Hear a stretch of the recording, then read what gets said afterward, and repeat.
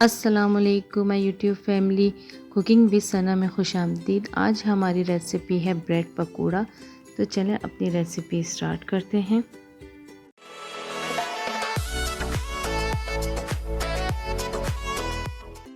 3 दरमियाने size के आलू लेके उन्हें बॉईल कर लिया था और अब इन्हें मैश कर लेंगे।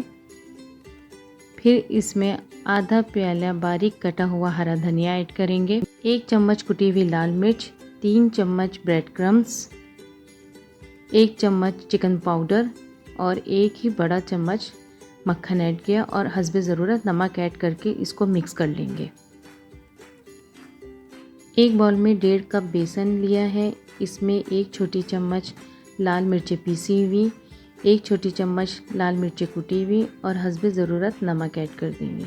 और अब इसके अंदर आहिस्ता आहिस्ता पानी मिक्स करेंगे और इसका पतला सा बैटर बना लेना है। गाढ़ा नहीं रखना, पतला बैटर रखना है ताकि डबल रोटी वाले जो सैंडविच हम बना रहे हैं वो इसमें पूरे अच्छी तरह डिप हो जाए। अब यहाँ हमने 2 स्लाइस लिए। एक डबल रोटी के स्लाइस पे हमने अच्छी तरह ये जो आलू का हमने मिक्सचर बनाया था इसे हम लगा लेंगे। देखें ये लग गया है और इस पर अब दूसरी ब्रेड हम कवर कर देंगे और इसको थोड़ा हल्के हाथों से इसे प्रेस करेंगे। अब यहाँ इसके 2 पीसीस कर लेंगे। देखें इस तरह हमारे 4 ब्रेड तैयार हो गई थी, 4 सैंडविचेस तैयार हो गए थे। फिर हमने यहाँ गरम तेल में इसे फ्राई कर लिया सैंडविचेस को।